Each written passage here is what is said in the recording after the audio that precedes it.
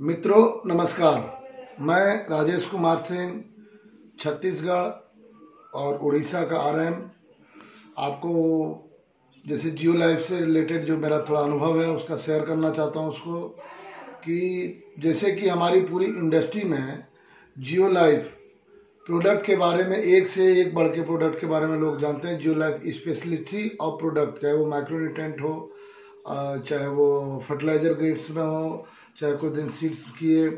तो मेरा जो अनुभव रहा है आज के डेट में पूरे छत्तीसगढ़ में जियो लाइफ को बच्चा बच्चा बिगर के नाम से जानता है और बिगर के नाम से पूरे एक एक बच्चा लगभग छत्तीसगढ़ के कुछ से एक भाग को छोड़ दे तो हर जगह जियो लाइफ को बिगर के नाम से जानता है।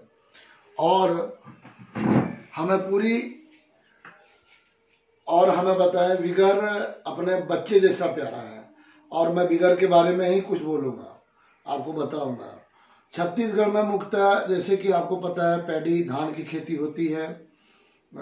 टेक्निकल बातें कुछ बताना चाहूँगा कि जो हम विगर का इस्तेमाल करते हैं या हमारा किसान करता है, जैसे दो तरह की फसलें होती है, एक बीज पत्री, एक दो बीज पत्री, जो सभी लोग जानते हैं। जैसे धान गेहूं ये सब एक बीज पत्री में आता है, जिसको बीज को तोड़ने के बाद वो चूर हो जाए, बराबर भागों में नहीं बटे, उसको एक बीज पत्री बोलते हैं। धान और गेहूं के केस में, जैसे हमारे यहाँ धान बहुत होता है, गेहूं भी लगना चालू हुआ है। धान के केस में क्या होता है, नॉर्मल जो कनसा होता है, टिलरिंग जिसको हम लोग बोलते हैं, 20 से 25 तक होता है, 12 से 20 तक होता है, सॉरी। तो और यदि हम बिगर का इस्तेमाल करते हैं धान के केस में तो मिनिमम कंसा 35 से 45 तक मिनिमम होता है।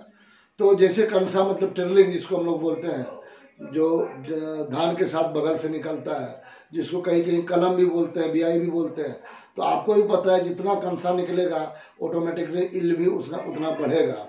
सबसे बड़ी बात है सिर्फ कंसा ही नहीं निकलता है, धान को जब आखिरी तक आप अध्ययन करेंगे विगर डालने के बाद, उसमें डिजीज का भी प्रकोप कम होता है, उसका भी ये कम पड़ता है और इंसेक्ट भी लगभग कम लगता है उन एरिया में जहाँ पे उन खास करके उन धान में जहाँ पर कि विगर डाला हुआ हो। खाद के साथ 250 ग्राम प्रति एकड़ रोपाई के 15 दिन बाद डाल देने के बाद कंसे के लिए आपको चिंता नहीं करना है।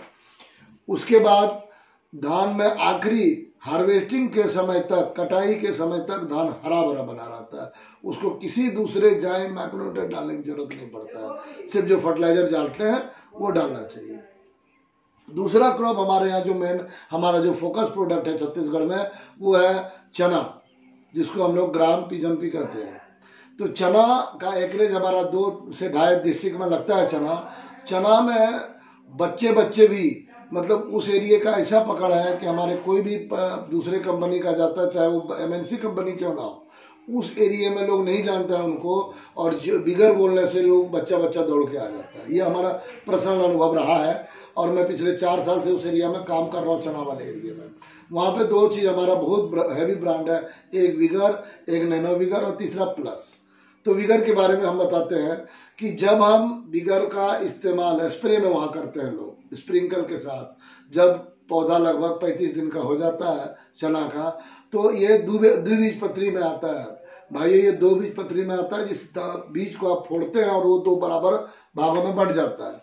तो 2 बीज पत्री का जो बात होता है उसमें आप जब हम विगर का इस्तेमाल हम लोग करते हैं तो 7वें दिन से नए टिल्डिंग आना चालू हो जाता है। उसमें क्या आया, कंसा है एक बीज पत्री में, इसमें टिल्डिंग मतलब ब्रांचिंग आना चालू हो जाता है। ब्रांच जैसा कि आप भी जानते हैं चने के केस में, पल्सेस के केस में जितने ब्रांच आएंगे और ब्रांच के पास से ही फल निकलता है, वो फूल निकलता है। तो जितने ब्रांच होंगे उतने फूल फल होंगे।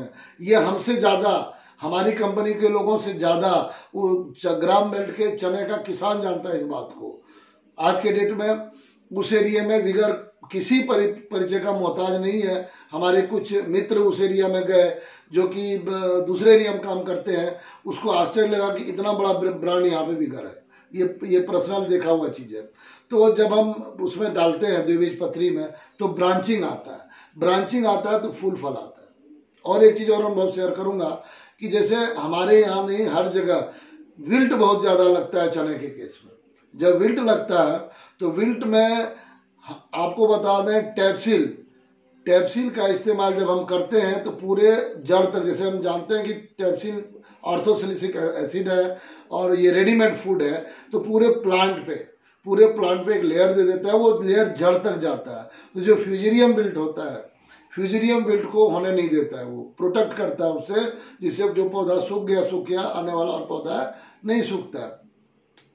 तो ये विगर के बारे में आपको बता रहा हूँ। ये विगर के बारे में आपको जितना भी बचा है, जो हमारा पर्सनल अनुभव रहा है, विगर से बढ़िया प्रोडक्ट आज के डेट में पूरे इंडस्ट्री में नहीं है।